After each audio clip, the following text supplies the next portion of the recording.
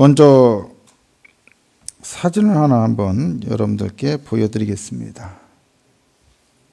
이 사진 여러분 어떤 사진인가 하면 2000년도에 교황청의 교황 요한 바울 2세가 요르단을 방문한 적이 있습니다. 그때 여기가 어디냐면 느보산인데요. 느보산은 모세 기념교회가 세워진 곳입니다. 이곳에 방문하면서 기념비를 세웠습니다. 저게 기념비입니다. 저 사람 크기랑 비교해 보면 굉장히 크다는 걸 알 수가 있겠죠. 그 기념비를 세우고 갔는데 그 기념비 앞에 여러분들이 보이시는지 모르겠는데 저 보여지는 저 글씨가 뭐냐면 하나님은 사랑이시라는 아랍어입니다. 하나님은 사랑이시라. 가장 중요한 기독교 또 성경의 메시지이죠. 그러면서 이 하나님은 사랑이시라는 메시지를 기념비에 세우면서 그 옆에다가 나무를 심었습니다. 한 그루의 나무를 심었죠. 그 나무가 어떤 나무죠? 왜 다 아시면서 모른 채 하세요? 무슨 나무예요? 예? 상수리요? 무슨 나무요? 쥐염나무입니다. 쥐염나무. 이게 바로 쥐염나무입니다. 지금 열매는 안 맺혔고 맺혔어도 잘 안 보이겠습니다만 이게 바로 쥐염나무인 것입니다. 지난주에 설교를 마치고 집에 갔더니 저녁에 우리 아들놈이 저한테 아빠 다 좋은데 설교의 반이 쥐염나무와 쥐염열매 설명하는데 시간 다 갔다고 저한테 설교를 비평하더라고요. 또 이거 참 설교 비평가가 한 명 더 늘었습니다. 저희 어머니, 우리 형, 이제 우리 아들까지. 물론 우리 집사람은 상시 비평가이고. 어쨌든 그래서 그 얘기를 듣고 제가 뭐라 했겠어요. 왜 쥐염나무와 쥐염열매를 강조하고 설명을 오래 했는지 그 이유를 모르겠냐 이거예요. 모르겠냐. 왜 했겠냐. 우리가 가볍게 넘길 만한 게 아니다 이거예요. 돼지 사료로 먹는 거 그렇게 생각하고 넘어가면 안 된다는 거예요. 아까 하나님은 사랑이시라고 그 옆에 뭐 심었다고요? 쥐염나무. 왜요? 이 쥐염나무가 뭘 상징한다고요? 아들로 입장에서는 극심한 고난과 고통이고요. 아버지의 입장에서는 뭐예요? 아버지의 사랑을 떠오르게 하는 거예요.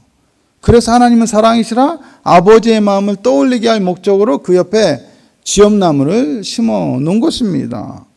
이 쥐염나무는 아버지의 사랑을 떠올리게 만드는 매개체예요. 그래서 이 쥐염나무를 꼭 봐야 돼요. 알아야 돼요.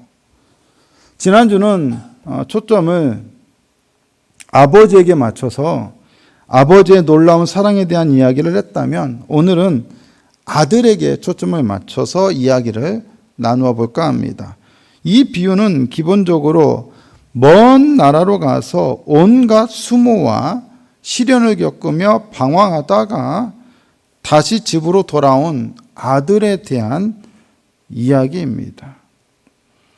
이 이야기 이름에서 우리가 주목해서 봐야 할 두 가지 요소가 있는데 하나는 먼 나라로 떠났다라는 것이고 또 하나는 다시 집으로 돌아왔다라는 것입니다.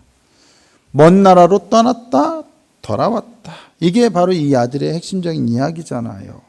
근데 여러분, 이것은 성경 전체에서도 중요한 이야기입니다. 왜 중요하냐? 예수님은 분명 탕자라고 불리는 한 아들 개인에 대한 이야기를 하고 계신 것 같지만 사실은 그것은 단지 한 개인의 이야기만이 아니라 전체 이스라엘의 이야기이기도 합니다. 떠났다가 돌아온 이야기는 바로 이스라엘 이야기의 핵심 주제이기도 합니다. 이스라엘 역사에서 떠났다가 돌아온 가장 중요한 사건 두 가지가 있는데 두 가지를 들라고 하면 하나는 애굽의 종살이와 출애굽 이야기고 하나는 바벨론 유배와 포로 귀환입니다. 그들이 원래 가나안 땅에 있었잖아요. 근데 요셉 때문에 애굽으로 갔다가 40년 거류하면서 결국 노예 생활을 했어요. 그래서 어떻게 되었어요? 다시 돌아가야 할 상황이에요. 해방되어야 돼요. 그 사건이 바로 출애굽 이야기예요. 떠났다가 돌아오는 이야기예요. 또 하나는 범죄함으로 심판받아서 바벨론에 멸망하여 포로로 끌려갑니다. 유배 생활하게 됩니다. 하나님의 은혜로 다시 70년 만에 기적적으로 귀환합니다. 떠났다가, 쫓겨나서 떠났다가 다시 돌아온 이야기. 이스라엘의 역사에서 이 두 가지가 중요한 사건이죠. 이 모두가 뭡니까? 떠났다가 돌아온 이야기입니다. 성경 전체는 어떻게 보면 이스라엘의 역사도 떠났다가 돌아온 이야기지만 성경 전체가 사실은 떠났다가 돌아왔다는 이야기입니다. 인류는 최초에 어디서 떠나게 되었습니까? 어디서 쫓겨났습니까? 에덴 동산에서 쫓겨났습니다. 그러면 이제 어떻게 되어야 합니까? 에덴 동산으로 돌아가야겠지요. 그 에덴 동산으로 돌아가는 것이 마무리되어야 하는데 언제 마무리됩니까? 예수님 오실 때 하나님 나라가 완벽하게 성취되면, 도래되면 그때 우리는 돌아가게 됩니다. 항상 떠났다가 돌아온 이야기, 죄인들이 하나님을 떠났다가 돌아가는 이야기가 성경 전체의 메시지고, 그것을 추격하면 이스라엘의 메시지고 이스라엘의 역사고, 그것을 또 추격하면 한 개인의 역사예요. 우리 모두는 하나님을 떠났던 죄인이고 다시 예수님으로 인하여 돌아가게 되는 아들인 거예요. 탕자인 거예요. 예수님은 떠났다가 돌아온 이스라엘 때문에 떠났다가 돌아온 한 아들, 탕자에 관한 이야기를 하십니다. 그런데 여러분, 그런데요. 제가 지난주에 뭐라 했죠? 그런데 하면 뭐하라? 눈을 팍 떠라. 그런데 이 아들에 관한 이야기는 사실 또 다른 아들에 관한 이야기이기도 합니다. 어떤 아들에 관한 이야기일까요, 여러분? 어떤 아들이요? 큰 아들이요? 먼저 벌써 갔네요. 큰아들 이야기는 반드시 할 겁니다만, 이 떠났다가 돌아온 이 이야기는 또 다른, 이 탕자 이야기만이 아니라 또 다른 아들에 관한 이야기인데, 그 아들이 누구냐? 떠났다가 돌아온 그 아들이 누구냐? 바로 예수님입니다. 비록 먼 나라로 떠난 이유 자체는 다르지만, 탕자와는 분명히 다르지만, 떠났다가 돌아왔다는 것만 놓고 보면 그것은 분명 누구의 이야기입니까? 예수님의 이야기죠. 예수님은 말씀이 육신에 이 땅에 오셨어요. 성육신하셨어요. 왜요? 우리를 십자가에서 구원하시기 위해서요. 하늘 보좌를 버리고 떠나셨습니다. 하늘로 떠나서 어디로 갔어요? 먼 나라인 이 지상에, 이 죄악 세상에 오셨어요. 탕자가 온갖 시련과 수모를 겪었던 것처럼 이곳에 오셔서 십자가 위에서, 십자가 외에 다른 것에서도 온갖 시련과 수모를 당했습니까? 안 당했습니까? 그 거룩하신 분이 얼마나 많은 시련과 고통과 수모를 여기서 당했습니까? 떠났어요. 그리고 어떻게 하셨어요? 십자가에 달려 죽으셨다가 부활하셨어요. 그리고 승천하셨어요. 승귀, 다시 돌아갔다는 거예요. 누구에게? 하나님께로. 부활과 승귀, 돌아간 겁니다. 떠났다가 돌아가신 분 누구? 예수님. 그러니까 이 예수님의 이 비유에 나오는 아들은 최소한 삼중적인 의미를 내포하고 있다고 볼 수가 있습니다. 그리고 이 삼중적인 요소를 간단하게 요약하면 이렇게 이해할 수가 있겠죠. 이스라엘은 율법에 불순종하고 언약을 따르지 않으면서 하나님 아버지를 떠난 아들이 되었고, 그것을 이 부에서는 탕자로 묘사하고 있습니다. 반면에 예수님은 하나님 아버지를 떠나 탕자가 되어버린 이 이스라엘을 회복시키시기 위해 하늘 보좌를 떠나신 아들이고, 이분은 누굽니까? 탕자가 아니라 성자죠. 아들이신 분. 이 비유를 아들에게 초점을 맞춰서 본다면 이 비유의 진짜 주인공은 누구냐 하면 몸소 이스라엘의 죄악과 형벌을 짊어지고 스스로 먼 나라로 가서 종살이와 포로 생활이라는 수모를 당하심으로써 아버지 하나님의 아낌없는 용서와 환대를 땅끝까지 뻗치게 하려는 아들이라 할 수가 있습니다. 그 아들이 누구예요? 예수님이십니다. 왜 예수님께서 이 탕자의 비유를 말씀하시게 되었는지를 보면 이 점을 분명하게 확인할 수가 있습니다. 누가복음 15장 1절과 2절을 보시면 모든 세리와 죄인들이 말씀을 들으러 가까이 나오니, 그러니까 누구에게 가까이 나온 겁니까? 분명한 것은 졸고 있는 사람들에게는 가까이 안 갑니다. 예수님께는 가까이 가십니다. 예수님께 가까이 가고 있는 거예요. 그런데 누가요? 바리새인과 서기관들이 수군거려요. 수군거린다는 것은 좋은 의미가 아니죠. 나쁜 의미죠. 뭐라고 수군거립니까? 이 사람이 죄인을 영접하고 음식을 같이 먹는다 하더라. 죄인들을 영접하는 걸 문제 삼아요. 잘못됐다는 거예요. 그런 자들을 아무런 조건 없이 특별히 율법의 조항에 위배되게 무조건적으로 받아들이는 것은 있을 수 없는 일이라는 겁니다. 죄인들은 용서받고 환대받는 것이 아니라 어떻게 되어야 한다? 처벌받고 심판받아야 한다는 것입니다. 꼭 누구와 생각이 똑같을까요? 이 비유에 나오는 큰아들과 똑같습니다. 바리새인과 서기관들은 그 시대의 탕자인 세리와 죄인들이 예수님께 나아오는 것을 보고 수군거렸습니다. 그런데 비유 속의 큰아들도 어땠습니까? 동생도 비난하고 가문의 명예를 더럽힌 못난 자식을 조건 없이 용서하고 받아들이는 아버지의 행위도 비난합니다. 그것처럼 바리새인과 서기관들은 세리와 죄인들도 비난하고 그들을 조건 없이 받아들이시는 예수님도 비난합니다. 누가복음 15장 29절에서 30절을 보십시오. 예수께 아버지께 대답하여 이르되, 아니 28절부터 보면 그가 누가요? 누가요? 아들이에요. 큰아들이에요. 큰아들이 어땠다? 화를 냈다는 거예요. 누구에게? 아버지에게. 그러면서 쭉쭉쭉 얘기해요. 나한테는 뭐 염소 새끼 한 마리라도 잡아주신 적이 있냐? 나 아버지 옆에서 늘 성실하게 일하지 않았느냐? 불만이 가득하죠. 그러면서 뭐라고 그래요? 자기 동생을 가르쳐서 아버지의 살림을 장녀들과 함께 삼켜버린 이 아들. 이 아들이 누구예요? 내 동생이거든요. 내 동생이라고 하지 않아요. 뭐라고 그래요? 장녀들과 함께 삼켜버린 이 아들. 완전히 뭐예요? 제3자예요. 가족으로 받아들이고 싶지도 않은 거예요. 자기 입장에서. 내 동생이라고 말하고 싶지도 않아요. 이러면서 누구를 비난하고 있어요? 동생도 비난하고 아버지도 싸잡아 비난하는 거예요. 화를 내면서. 어떻게 이럴 수 있습니까? 쉽게 말하면. 이 못난 자식, 이 망할 놈의 자식을 어떻게 마치 영웅처럼 그렇게 환대하고 받아들입니까? 말이 됩니까? 내가 지금까지 한 게 뭔데? 탕자가 돌아오는 것을 방해하는 사람은 비유 안에서는 이 큰아들이고 비유 밖에서는 누구예요? 바리새인과 서기관들입니다. 큰아들은 바리새인과 서기관들이 맡은 역할을 지금 맡고 있는 거예요.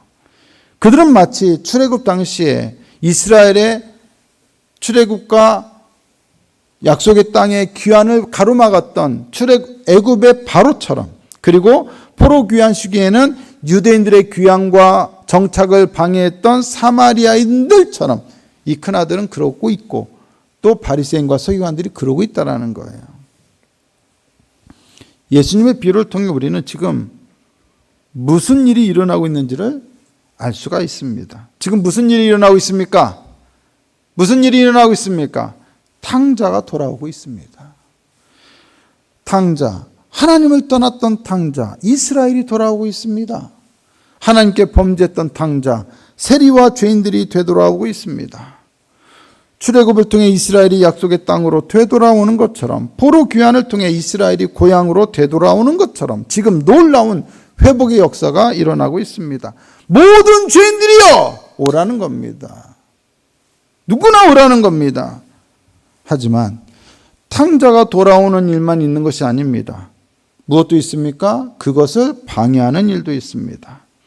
바로가 이스라엘의 출애굽을 방해하고 사마리아인들이 유대인들의 포로 귀환을 방해했던 것처럼 세리와 죄인들이 예수님께 오는 것을 방해하는 일이 있습니다. 그렇다면 이 비유에서 진짜 문제아는 누구입니까? 아버지께 돌아가고자 한 둘째 아들입니까? 아니면 그것을 싫어하고 방해하는 큰아들입니까? 누구입니까? 진짜 탕자는 바로 큰 아들입니다. 아버지의 마음을 알지 못한 큰 아들이야말로 진정한 탕자입니다. 다행히도 우리 아들놈이 없어서 아들 얘기를 또 한 번 해야겠네요. 가끔 부모 마음을 몰라주는 경우가 있죠. 아들놈이. 큰애들이. 분명히 둘째가 잘못했죠. 잘못했어도 부모 입장에서는 어때요? 용서를 하죠. 혼낼 때는 혼내더라도 용서를 해요. 그러면 부모가 용서했으면 지도 가만히 있어야 할까요? 지가 더 난리야. 어떻게 이걸 용서하냐? 어떻게 이걸 그냥 봐주냐 이거예요. 여러분 꼭 그 큰아들 짓을 하는 인간들이 가끔 있어요. 하나님 앞에 우리가 그럴 수 있다는 거예요. 아니 중요한 건 부모의 마음 아니에요? 왜 지가 난리냐고요. 내가 용서했다는데 괜찮다는데 하나님이 괜찮다는데 왜 우리가 난리냐고요. 예수님이 괜찮다는데 왜 바리새인과 서기관들이 난리냐고요. 그런 일들이 우리 안에 있습니까 없습니까? 있다라는 것입니다. 아버지의 마음을 알지 못하는 것이야말로 진짜 문제고 그런 사람이야말로 진정한 탕자입니다. 예수님의 마음을 알지 못한 바리새인과 서기관들이야말로 진정한 탕자입니다.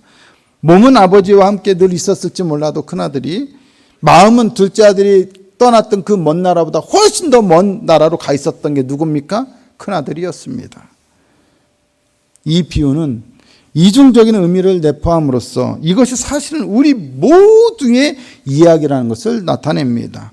이 비유는 아들의 이야기이면서 동시에 아버지의 이야기입니다. 자료를 한번 보여주세요.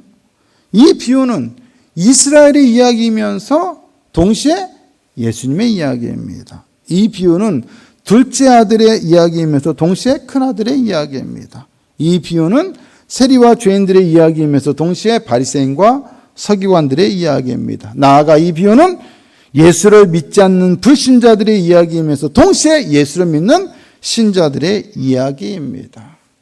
그리고 이 비유의 이야기를 만들어내는 핵심적인 두 축은 바로 아버지와 아들입니다. 어떤 아버지요? 탕자를 기다리시는 아버지, 죄인들을 기다리시는 아버지, 놀라운 은혜와 사랑으로 그저 조건 없이 엄청난 기쁨을 가지고 탕자를 받아주시는 아버지, 바로 우리의 하늘 아버지가 바로 그 축의 첫 번째 축이고요. 두 번째는 아들입니다. 어떤 아들입니까? 먼 나라로 떠나야만 했던 아들, 죄인들을 아버지께, 탕자들을, 죄인들을 고향으로 돌아오게 하기 위해 그 하늘 보좌를 버리고 떠나야만 했던 아들, 바로 성자 예수님. 그 아들이 바로 또 다른 축, 또 다른 축입니다. 아버지와 아들. 그러므로 이 비유는 사실상 바로 그 목적을 위해서 이 땅으로 떠나오셨던 누구에 대한 이야기입니까? 예수님에 대한 이야기. 그 아들을 떠나보내셨던 아버지에 대한 이야기인 것입니다. 아멘. 이 비유를 이렇게 이해하시면 좋겠습니다. 헨리 나우에는 이 비유에 대해서 이렇게 말합니다. 이 비유는 잃어버린 모든 자녀들을 집으로 데려오기 위해 예수가 친히 탕자와 같은 존재가 되어 고통을 감내한 신비를 말하는 이야기이다.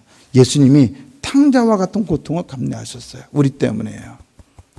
또한 영국의 신약학자인 리처드 보컴이라고 하는 학자는 이렇게 말합니다. 이 이야기는 하나님께서 당신의 용서하는 사랑을 현실화하기 위해 예수의 활동을 통하여 사람들에게 어떠한 일을 하고 계시는지를 말해줍니다. 특히 하나님의 백성 중 하나님의 사랑에서 가장 멀리 떨어져 있는 것처럼 보이는 이들을 위해서 말이다. 하나님의 사랑에서 가장 멀리 떨어져 있는 사람이 누구예요? 먼 나라로 떠났던 말도 안 되는 짓을 일삼았던 그 둘째 아들이고 세리와 죄인들이고 그리고 누구예요? 하나님을 떠났던 죄인들인 우리들이에요. 지금은 또 누구예요? 예수를 믿지 못하고 알지 못하는 불신자들이에요. 그런데 오히려 그들을 위해서 예수님이 이러한 일을 보이셨다는 거예요. 아멘이십니까? 주님은 이러한 자들을 위한 아버지와 아들이신 당신 자신의 마음을 이렇게 표현하십니다. 누가복음 15장 32절입니다. 이 내 동생은 죽었다가 살아났으며 내가 잃었다가 얻었기로 우리가 즐거워하고 기뻐하는 것이 마땅하다 아니라. 아버지의 마음은 그냥 탕자가 돌아오면 그것으로 기쁘고 즐거운 거예요. 뭐 조건을 따지고 네가 그래 봐봐라 내 말 안 듣고 가더니 그렇게 했더니 어쩌 이놈의 새끼 어쩌고 이렇게 안 한단 말이에요. 그냥 오는 것으로 즐거워하고 기뻐요. 예수님의 마음이 그래요. 세리와 죄인들이 오면 너희들 왜 그동안 죄 지었어? 왜 율법 안 지켰어? 왜 하나님 말씀 안 지켰어? 따지고 묻지 않고 뭐예요? 기뻐하고 즐거워하세요. 불신자들이 세상에서 어떻게 살았던 주님께로 돌아오겠습니다만 하면 우리도 어떻게 해야 돼요? 그것으로 기뻐하고 즐거워해야지. 담배 끊고 오세요? 술 끊고 오세요? 이거 필요 없다는 거예요. 성인군자가 되어서 오세요? 그럴 필요가 없다는 거예요. 아버지가 기뻐하면 아들도 기뻐해야죠. 아들이 기뻐하면 우리들도 기뻐해야죠. 우리 안에 이런 기쁨과 즐거움이 있습니까? 큰아들의 문제는 놀라운 은혜를 전혀 기뻐하고 즐거워하지 않는다는 것입니다. 오히려 그것을 반대하고 방해한다는 것입니다. 오늘날 복음의 은혜를 믿는 그리스도인들이 가진 가장 중요한 문제 두 가지가 있습니다. 하나는 하나님의 무조건적인 은혜와 용서를 깨닫고 받아들이지 못하며 즐거워하고 기뻐하지 못한다는 것입니다. 복음에 대한 감격이 없어요. 감격이 없으니 냉랭해요. 건조해요. 이 감격이 있으면 내가 뭘 더 많이 해도 여전히 부족하고 이 은혜를 어떻게 갚을까 이렇게 생각할 텐데 감격이 없으니까 뭔가 교회를 안 나가면 뭔가 뒤통수가 얼얼하고 뭔가 후환이 두려우니까 주일 예배는 좀 드려야겠다. 다른 건 몰라도 예배는 드려야겠다 하고 나 예배 드렸어요 하고 자기 할 일 다 한 걸로 생각해요. 그러니까 신앙생활이 의무감으로 드리거나 아니면 뭡니까? 그냥 건조하게 하는 거예요. 감격이 있냐 이거예요. 우리한테. 기쁨이 있냐 이거예요. 두 번째는 그 무조건적인 사랑과 용서 은혜를 다른 사람들에게 베풀지 못한다는 거예요. 아버지가 나를 조건 없이 예수님께서 아무 조건 없이 우리를 용서해 주셨다면 우리도 은혜를 베풀어 줘야 하는데 그러지도 못하고 또 그것을 전하지도 못한다는 거예요. 여러분들이 어디 가서 영화 한 편 재밌는 거 보고 오면 나와서 뭐라고 그래요? 야, 그 영화 봤어? 그거 재밌던데? 예? 너도 한번 봐봐. 얘기하지 않습니까? 책 좋은 거 한번 읽으면 어때요? 그 책 읽어봤어? 정말 좋아. 보라고 얘기하지 않습니까? 어디 가서 맛집, 맛있는 데 가서 먹고 오면 어때요? 맛있다고 한번 가보라고 얘기해야 안 해요? 그런 얘기 안 하십니까, 여러분들은? 맛집은 소중하니까 나만 혼자? 여러분 드라마만 봐도 재미있으면 다른 사람 드라마 그 보라고 합니까, 안 합니까? 막 콧물 다 흘리면서 보고 나서 다 와서 이제 그 사람도 이제 전도해가지고 눈물 콧물 흘리게 만들고 싶어요. 안 그래요? 그렇잖아요. 그런데 이 감격적인 은혜를 베푸신 예수님에 대해서는 왜 입도 뻥끗 안 하냐 이거야. 이 복음에 대해서는 우리가 만약에 우리가 죄인들을 위해서 친히 먼 나라로 떠나신 아들 예수님과 함께 즐거워하고 기뻐하지 않는다면 아버지의 마음을 이해하지 못하는 큰아들이 되고 마는 것입니다.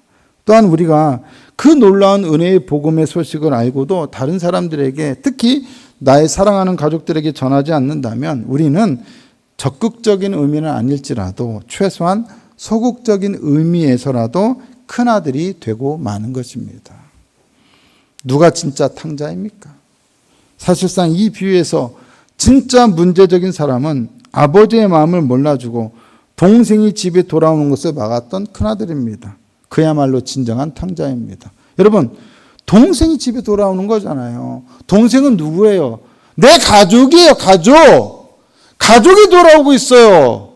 다른 사람은 손가락질하고 뭐라고 비난하더라도 나는 가족이니까 나는 덮어줘야 돼요.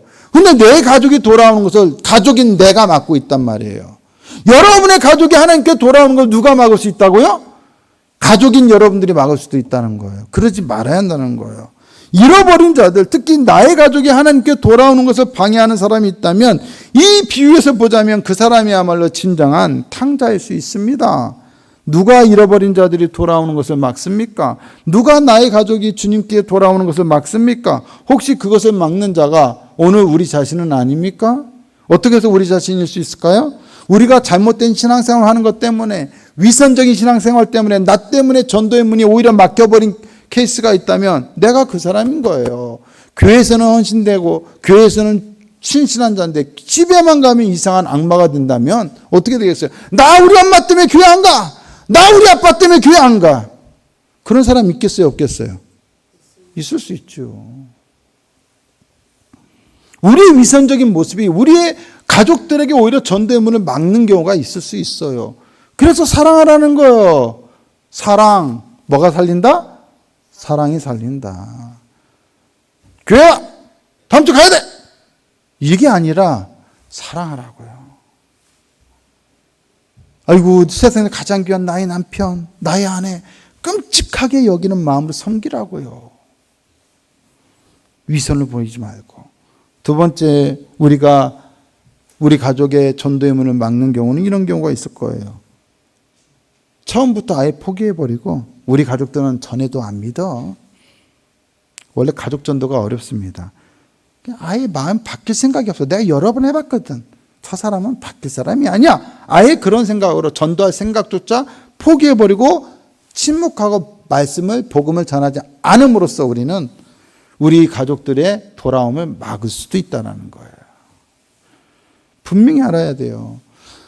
나의 가족들이 하나님께 돌아오는 것을 가로막는 것은 하나님의 침묵이 아니라 나의 침묵일 수 있습니다. 내가 말해야 할 때 말하지 못함으로써, 안 함으로써 돌아오지 못할 수 있어요. 하나님은 언제나 팔을 벌리고 기다리고 계셔요.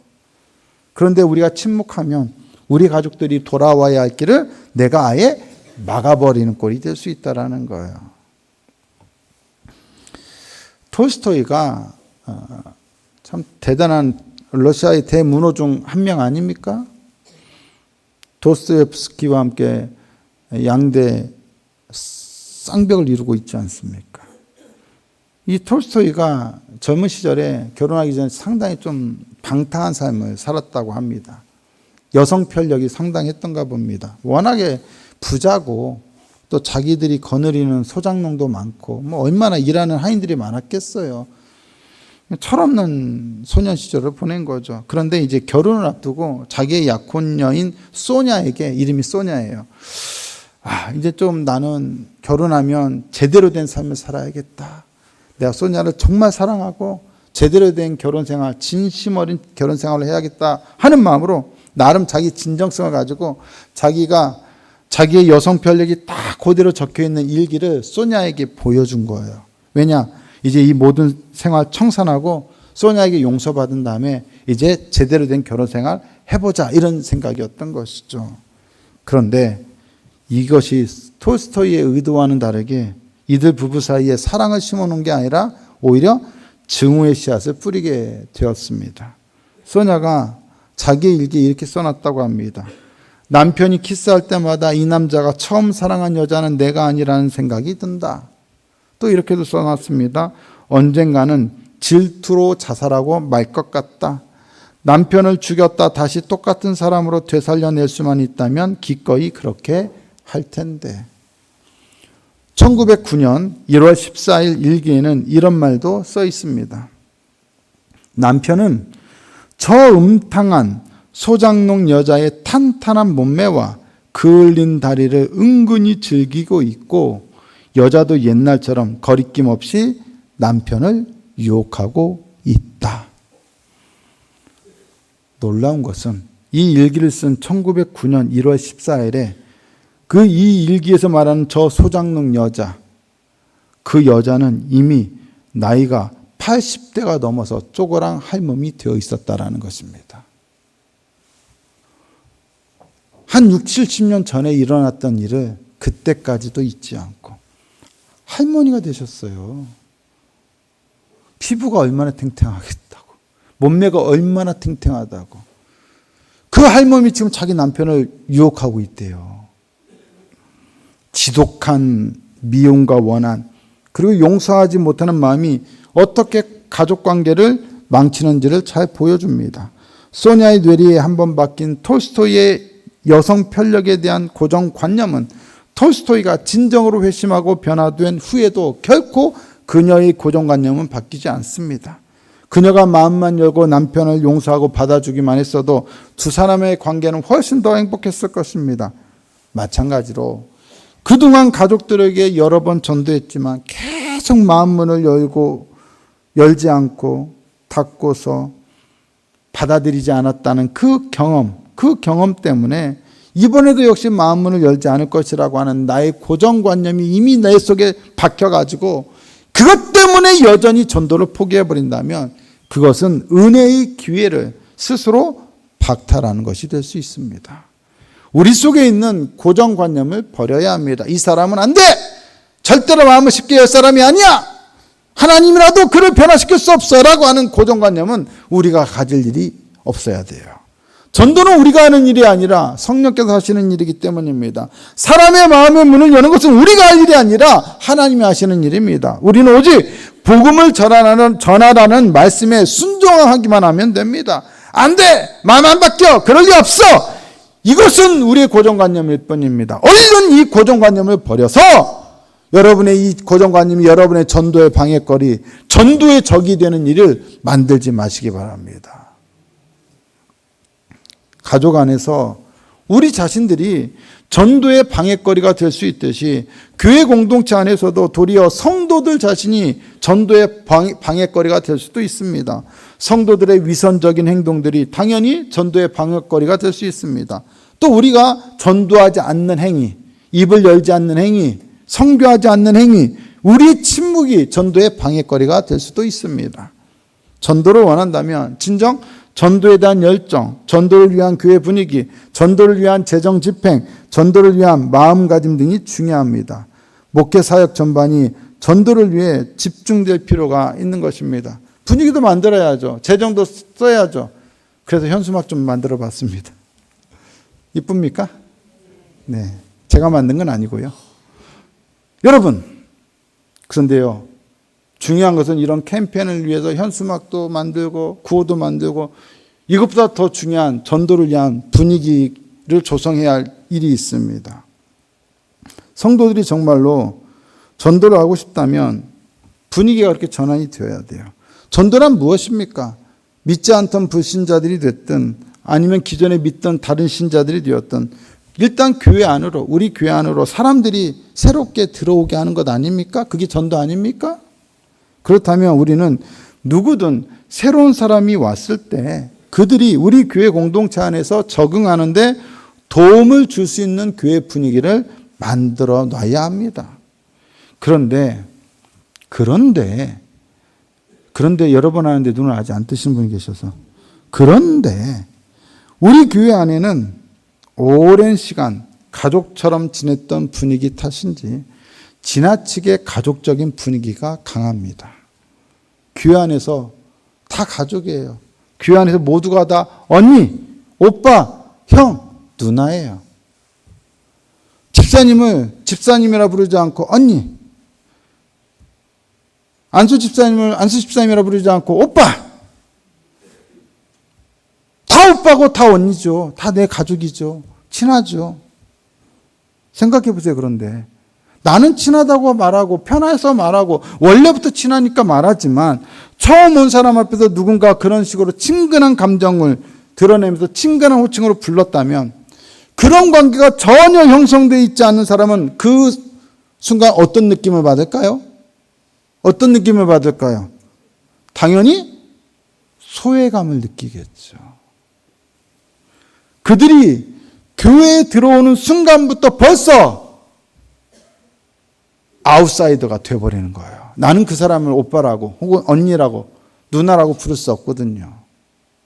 지금 알았는데 어떻게 형이나 누나나 언니나 오빠라고 부릅니까?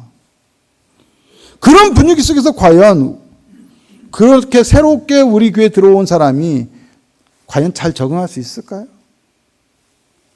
스스로를 아웃사이더로 느끼는 사람이 그 공동체 안에서 과연 제대로 자리를 잡을 수 있을까요? 기존 성도들끼리의 두터운 친분, 기존의 성도들끼리만 형성된 뜨거운 가족애가 때로는 새로운 가족들의 유입을 막는 장애가 될 수 있는 것 아니겠습니까? 물론 누구도 그것을 의도하지는 않습니다. 새로운 사람 오지 마! 우리 근처도 얼씬하지 마! 그래서 그렇게 하는 사람은 한 명도 없습니다.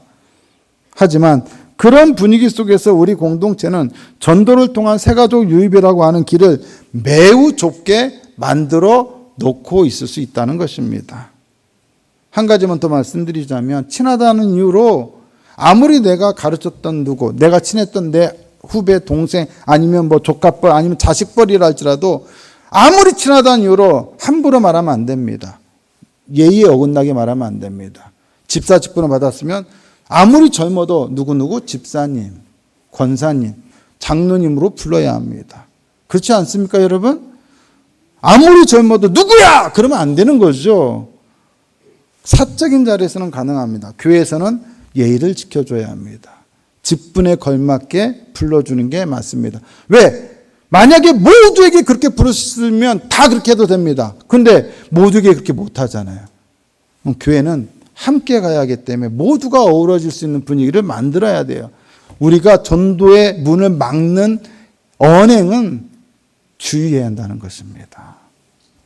가족 안에서든 교회 공동체 안에서든 우리는 전도를 막거나 방해하는 사람이 되어서는 안 됩니다.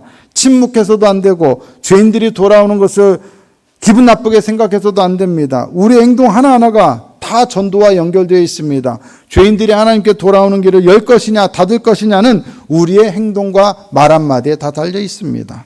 그러므로 전도를 생각한다면, 가족이 구원받기를 진정 원한다면 가정 안에서 우리의 태도를 바꿔야 합니다. 마찬가지로 우리는 교회 안에서도 우리의 행동과 태도를 바꿔야 합니다.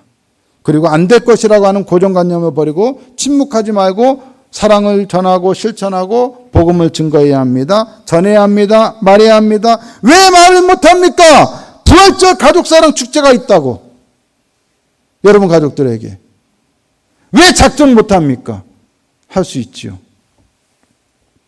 교회 공동체는 교회 공동체대로 새로운 가족들이 들어올 수 있는 분위기, 누구나 와서 적응하기 쉽고 우리의 진정한 가족이 될 수 있는 그러한 분위기를 형성하기 위해서 우리 모두는 노력해야 합니다. 우리를 향한 놀라운 하나님의 기쁘신 사랑과 은혜의 마음을 우리 모두 진정으로 감격하고 깨닫고 믿고 알고 우리를 아버지께 돌아오게 하기 위해 놀라운 은혜를 베푸신 예수님의 사랑을 이번 부활절 가족사랑 전도 축제를 계기로 더욱더 힘써 전할 수 있는 우리 모두가 될 수 있기를 예수님의 이름으로 축복합니다.